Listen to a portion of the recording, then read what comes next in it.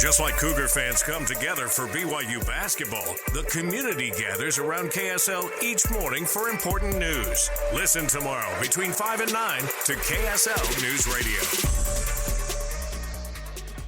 Welcome back into Cougar Nation. Recapping the Texas Tech game from Saturday and looking ahead to the Houston game tomorrow night. Looking forward to that one. That should be a really fun environment. I think there's still some tickets left. So are there really? There are. I think there's a couple hundred tickets. Dang, you got to get those. It's not often a number 4 team comes into the country.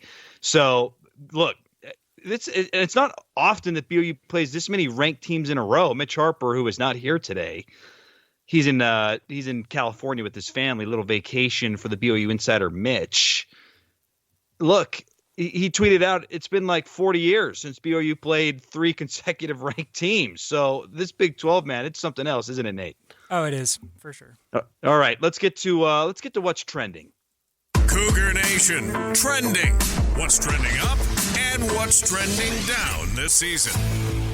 All right, I'll start things off. We do this every single week where we give you something that's trending up and trending down. For me, I'll start things off with trending up. Richie Saunders, I talked about him earlier in the program, but man, he's playing some dang good basketball. Second on the team in scoring against Texas Tech. He's shooting over 40% from 3 in his last 3 games, and this is someone who is known as a great defender, maybe not the best shooter. Well, he's shooting the ball really well.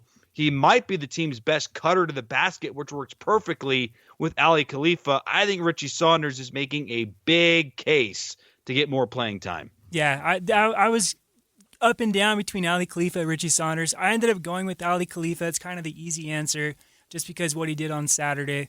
We always talk about his passing abilities, but I think his passing abilities has opened up more in his game. We haven't seen him score like he did on Saturday, and the fact that he scored 15 points to the 30 that BYU had in the second half, I don't think that's necessarily a recipe for success.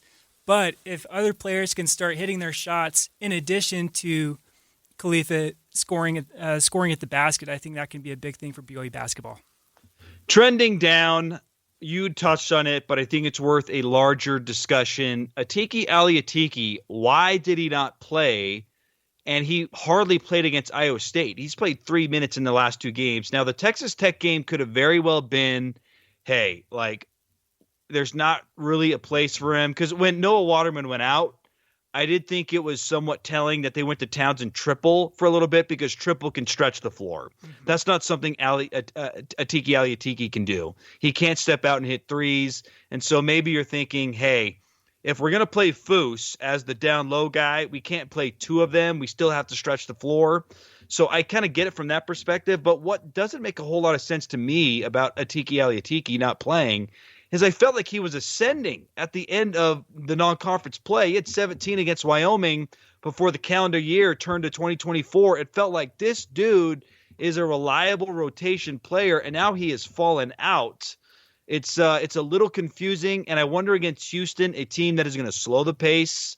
Look, UCF only scored 42 points over the weekend against Houston in a loss. It's not going to be run and gun. I wonder if we'll see more Atiki Aliatiki in that type of game. But if he doesn't play against Houston tomorrow, then we got to ask as media members, what happened to Atiki? Because I felt like he had played his way into the rotation, Nate.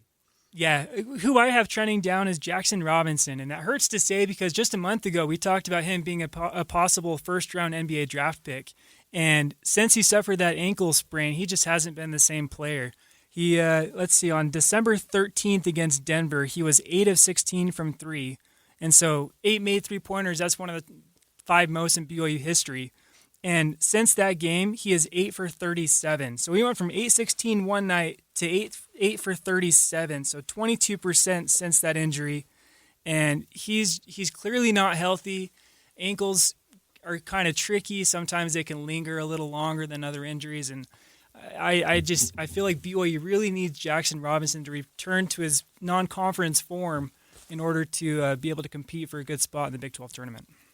When he was at his peak, Nate, this was the number 1 team in the nation in bench scoring. It just felt like, man, there's this second wave that comes in, and there's nothing you can do about it. And since the slump, BYU's barely hanging on to the top 15 in bench scoring. So bench production has went way down. And some of that is because Jackson has been forced to start with the injuries. But you're totally right. It does feel like a lot of these lapses in scoring has coincided with Jackson Robinson's inconsistent play as of late. And you're totally right. If BYU wants to get some big wins down the road, they've got to have good scoring from him. He's a difference maker. When he's on, he is dangerous. But what he did against Texas Tech, 3 of 12 from the field, 2 of 10 from 3, and didn't score a point in the second half.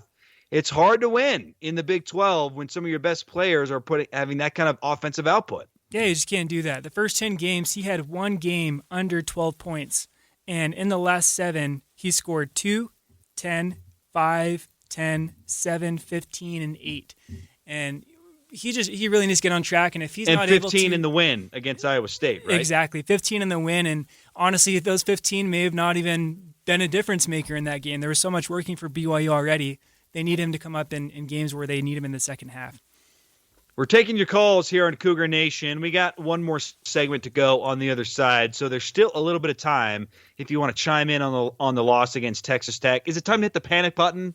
I don't think so yet, but if it is, let us know. 801-575-8255. Taking your calls, Cougar Nation. On the other side, let's talk about this Houston matchup. And look, if you want to chime in about Texas Tech, we'd love to have you call in. But there's a big game tomorrow. Again, it's the Cougars and the Cougars. It's a mountain cat battle, Nate, and we'll break it down on the other side. Stay with us here, Cougar Nation.